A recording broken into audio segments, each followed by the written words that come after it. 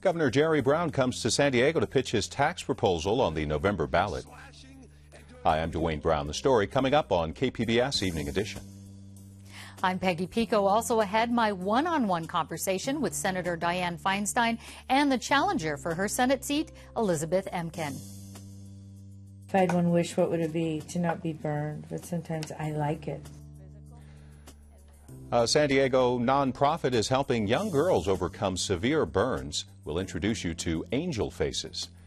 And he started with buying the San Diego Union-Tribune. Developer Doug Manchester has been building a media empire. We'll take a closer look in a special report. KPBS Evening Edition starts now.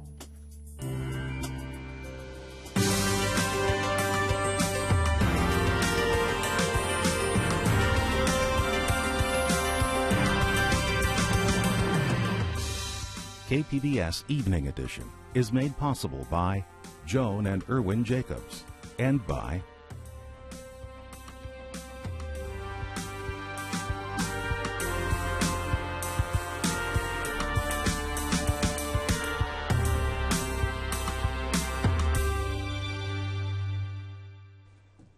Governor Jerry Brown was in Barrio Logan today promoting Proposition 30 on the November ballot. KPBS education reporter Kyla Calvert joins us from the News Center. So, Kyla, remind us what Proposition 30 would do and why the governor came to San Diego to promote it. Well, the governor's measure would raise the state's sales tax by 1/4 cent for 4 years and increase income taxes on the state's highest earners for the next 7 years. And that money would go toward meeting the state's school funding obligation. And Brown says it's the next step in his efforts to balance the state's budget. Found a $27 billion deficit. And I've been cutting and hacking and slashing and doing everything I can, even really good programs. And now I don't think we should cut anymore. I think we need some more revenue. The governor says he's planning on visiting as many cities in the state as he can leading up to the election to tell voters that if Prop 30 fails, it'll mean nearly $6 billion in cuts to public schools and higher education in the state. And Prop 30 has slipped a little in the polls. What is the other side saying about the measure? Well, while the proposition would prevent these trigger cuts mostly to education, it won't necessarily balance the state's budget in the long term without further spending reforms. Also, it doesn't guarantee additional funding for schools in future years. The No on 30 camp has also said that the state legislature is spending money on things like high-speed rail and had the opportunity to make significant reforms to state employee pensions and didn't. And so they're saying that if the legislature really wanted to spend money on education, there are further cuts that they could make to make that happen. The governor also took the opportunity while he was in San Diego this morning to endorse Bob Filner, the Democrat running for mayor. All right, KPBS education reporter Kyla Calvert. A federal judge says a veterans group can stay involved in talks about modifying the cross on Mount Soledad in La Jolla. The Mount Soledad Memorial Association first put the cross up and has maintained it. The judge says the group should have a say in how the cross is changed to satisfy another ruling declaring it unconstitutional. Workers have fixed a leaky pipe at the San Onofre nuclear plant in the North County. The pipe leaked some flammable hydrogen gas over the weekend. Federal regulators say there was no danger from the leak. Tomorrow, plant operator Southern California Edison is planning to test sirens in communities around San Onofre. It's an annual test and is scheduled between 10 a.m. and noon. The plant has been shut down since January because of problems with its steam generator tubes. San Diego's newest 5-year budget outlook shows surpluses ahead. The report from the mayor's office projects some growth in tax revenues, but it says there are some uncertainties because of the city pension fund and the possibility of another recession. Mayor Jerry Sanders says he set aside another $10 million for street repairs. Well, we know that there are about 3,000 miles of roadway in San Diego, and I think about 50% of them needed some sort of repair. Sanders says the city has committed nearly $90 million towards street repair in the past 2 years and fixed 900 miles of roadways. The newest infusion of cash comes from a $25 million bond approved by council yesterday.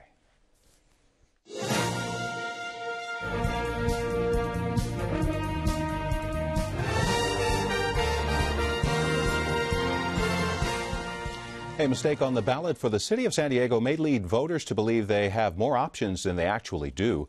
KPBS Metro reporter Katie Orr is following the story. So, Katie, what's going on with the ballot for the city of San Diego?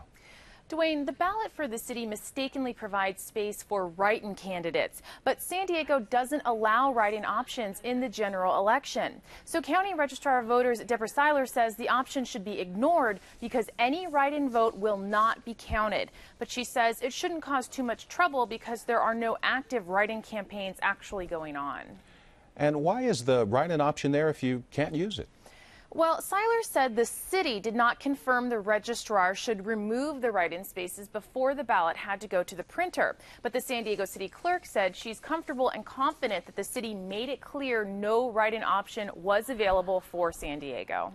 And Katie, why doesn't the city allow write-in candidates in the general election? Well, it goes back to 2004 when former city councilwoman Donna Fry ran a write-in campaign for mayor during the general election. She received a majority of votes, but a court ultimately ruled she was not the winner because of problems with the way voters filled out her name on the ballot. And following that, the city changed its municipal code to forbid write-in candidates during the general election. KPBS Metro reporter Katie Orr. California Senator Dianne Feinstein sat down with Peggy Pico earlier today to talk about her re-election bid and her stand on issues that impact San Diego. Senator Feinstein, thanks for taking the time to join us today. Happy to do it. In last night's presidential debate, they talked about military budget cuts. Here in San Diego, major cuts to our military could hurt us, as 1 in 5 jobs are directly or indirectly rely on federal spending. What is your stand on future military spending? Well, let me speak to it this way. If sequester goes through, California is the big loser. It's estimated we would lose 220,000 jobs, of which 137,000 are military. George Mason University has done this study. We have that study and we can make it available if you'd like to see it.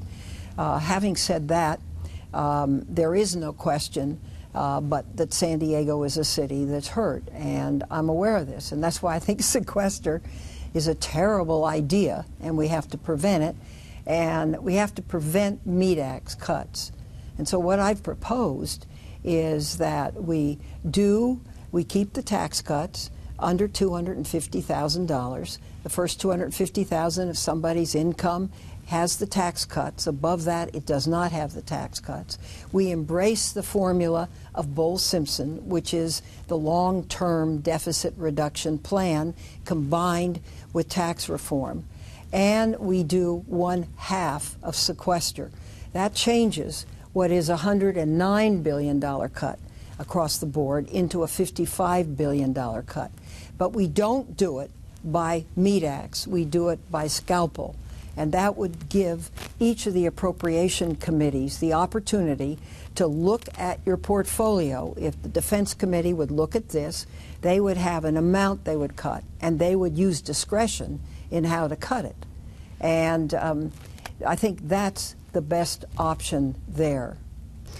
The San Onofre nuclear generating station has been offline. You're well aware of this since January due to a small radiation leak. Southern California Edison wants to restart it, at least one unit, on lower power.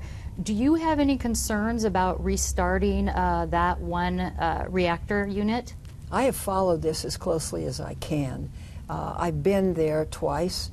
I've met with all of the staff. I've met with the Nuclear Regulatory Commission's members. I've met with the head of the commission.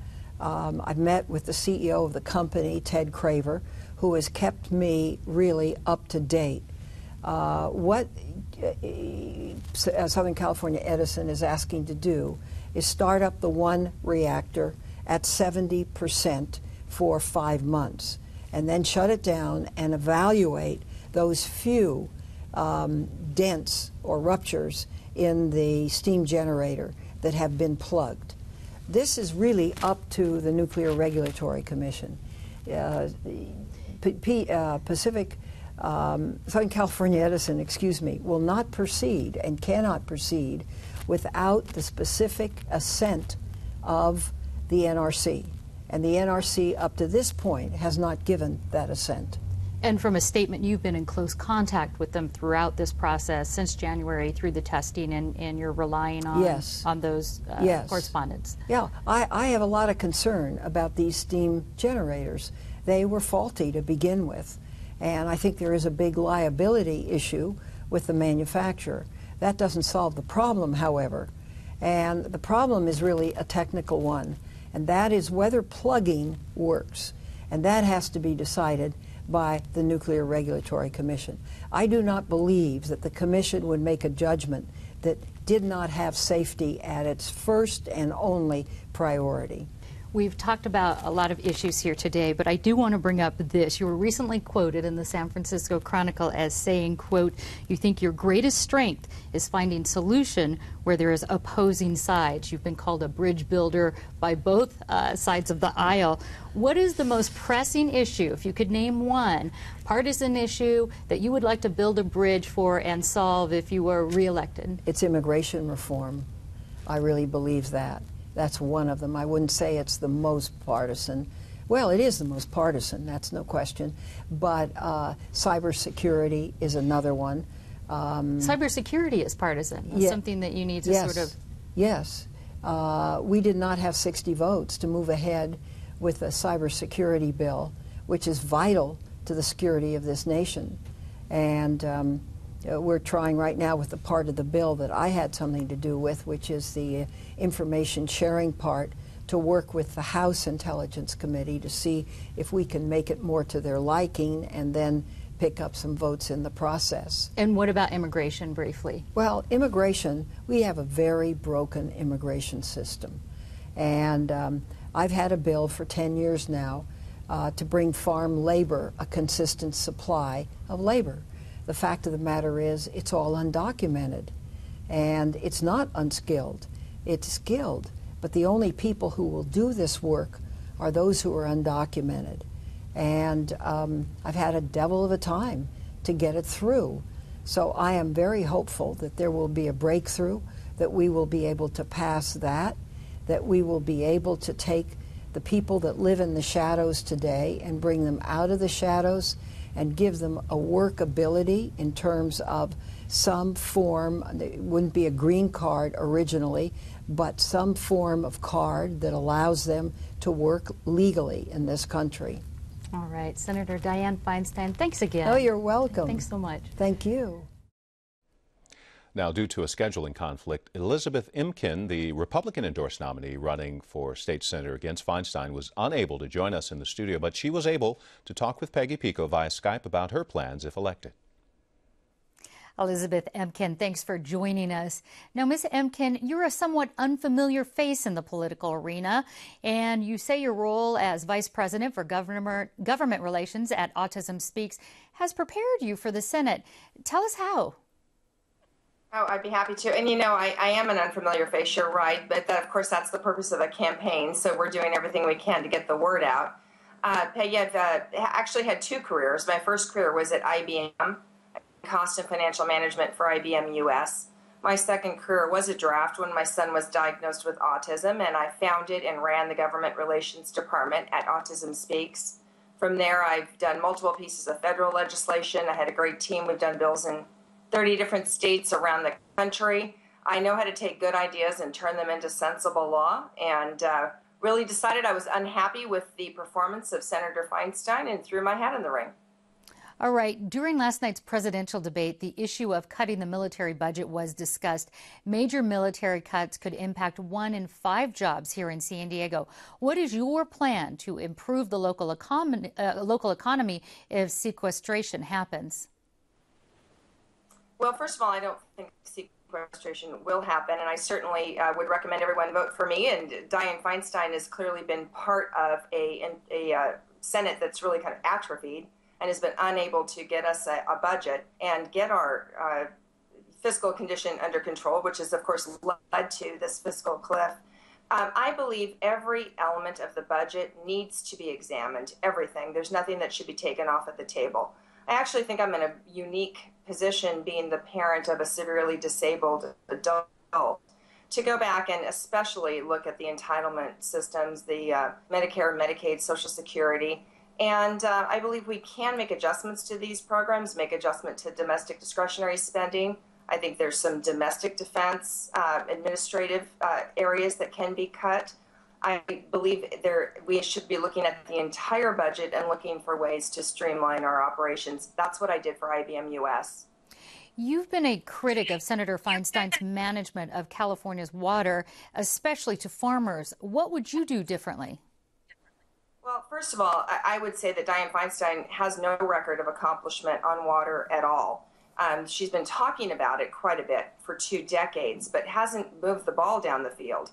I have 4 different water projects I want to see built. They're on my website at emken2012.com. You can read my whole paper on water, but they include expansion of the Shasta Reservoir, the Los Temperance, Los Vasqueros. I have a number of different projects that I believe would increase the amount of water available.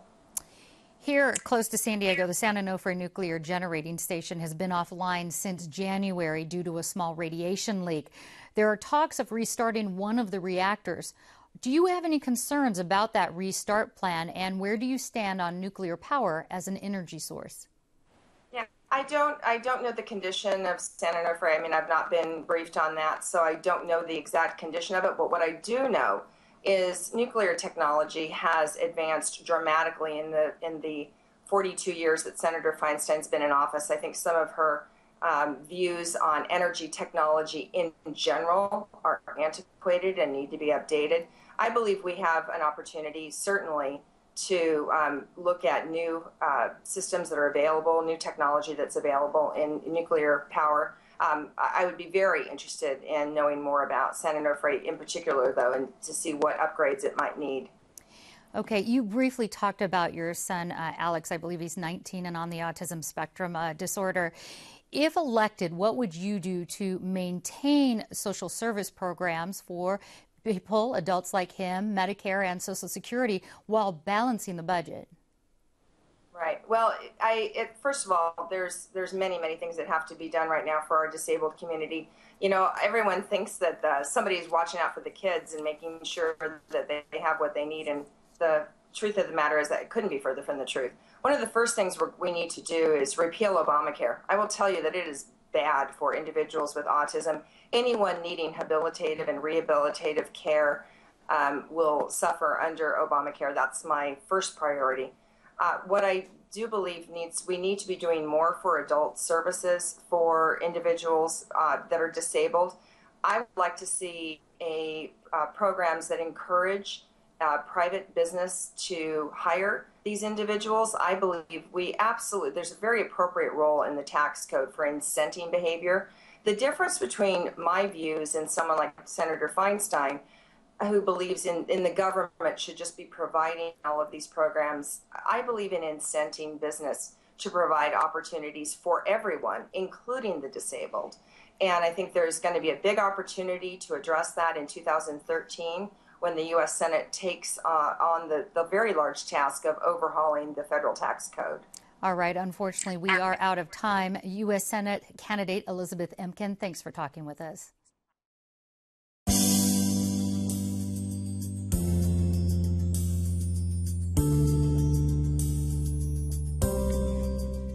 Famed newspaper publisher Joseph Pulitzer acquired newspapers as a way to attain power. Many wonder if developer Doug Manchester is trying to do the same after he bought the UT San Diego, invested millions in a TV channel, and now has purchased the North County Times. In the first of a 3-part series, KPBS investigative reporter Amitha Sharma looks at Manchester's media stewardship of the UT in the past 10 months. Is that really your idea of how to run a newspaper? I don't know how to run a newspaper, Mr. Thatcher. I just try everything I can think of. The 1941 movie Citizen Kane is based on newspaper magnate William Randolph Hearst. He was one of the original practitioners of yellow journalism, a form of reporting where truth and fairness are casualties and a sense of elitism prevails. Tim Wolfemeyer is a journalism professor at San Diego State University. He likes that the UT San Diego is under local ownership because he believes Doug Manchester cares about the region. But he's also concerned about what he calls the paper's mean-spirited viewpoints. You know, it starts on the editorial page where, look, you know, we're out to get Filner and we're out to get Obama. You know, we don't want those people reelected, or we don't want these people elected. And so we'll say and do just about anything to keep that from happening. Well, pretty soon you kind of, I mean, it may not happen, and I hope it doesn't happen, and really it shouldn't happen, but there's always the possibility, and I think, you know, people might wonder, well, is that kind of mean-spiritedness, one-sidedness, unbalanced coverage or reporting going to seep into the traditional news coverage? Many longtime readers say it's already happened under Manchester's ownership. They believe he's using the paper to wage a propaganda campaign on matters close to his heart. They point to over-the-top anti-Obama commentary, to front-page editorials endorsing San Diego mayoral candidate Carl DeMaio, and the open championing of the use of the waterfront at the 10th Avenue Marine Terminal to build a sports complex. Longtime subscriber Christina Schaefer, who works as a biologist, canceled her subscription to the UT this summer because she saw echoes of positions taken in the paper's opinion section in news coverage of downtown development. You know, I felt bullied almost into a position that I didn't think was necessarily the position of the majority of San Diegans. Manchester is aware of angry readers canceling subscriptions over news coverage and editorials, but he makes no apologies for the paper's editorial positions. Listen, we're interested in serving everybody in San Diego because we love the city. I always said under Ronald Reagan we had Steve Jobs, we had Johnny Cash, and we had Bob Hope. And under Obama, we have no cash, no jobs, and no hope. However, Manchester says the firewall between news and opinion remains. UT staffers who spoke on the condition of anonymity say UT CEO John Lynch and Manchester are far more hands-on than their predecessors in pitching story ideas, angles, and people to profile. One reporter said, quote, "There's a sort of adolescent mentality that's running the newspaper. Morale is terrible." Others worry about what effect Manchester's insistence on rosy stories will have on the paper's credibility. We're not interested in managing the news, but we are interested in making sure the news is reported correctly, and that if you could possibly do away with the, do you know what I mean? There's always this one little caveat where they point out something negative. And I'm just saying, if it's news to point out negatively, then point it out. But let's look at the glass half full instead of half empty. But former UT reporter Craig Rose says the paper's quality will suffer if its ownership doesn't understand that's not the role of journalism. There are armies of public relations people. It is their job to crank out positive news, and they do. And the newspaper's role, or I think, when newspapers are operating at its best, is very often to point out the uncomfortable truths. But San Diego developer David Malcolm says the public not only needs facts, but a silver lining too. Everything I get on this thing is negative all day long. Greece is falling apart. Europe's falling apart. Japan is like a bug looking for a windshield to hit and be squished. It is great to have a business entity, a news organization, saying our number one goal is going to be a cheerleader for San Diego. San Diego weather, partly cloudy days ahead with temperatures in the 70s and 80s. Here's a look at the forecast.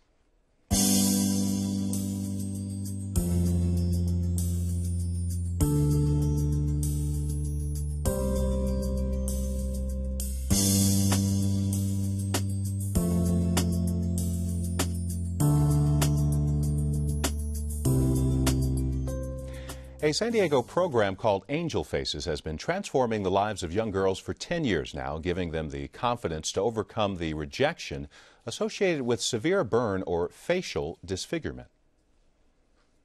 I was actually Soccer Player of the Year. Many of the girls who come to Angel Faces think they can't make friends because of the way they look. If I had one wish, what would it be? To not be burned, but sometimes I like it. Lisa Cartelli is reading one of the many applications she receives for the Angel Faces retreat held once a year in June. where girls as young as 9 learn how to look beyond the scars and discover there's more to life than what you physically look like.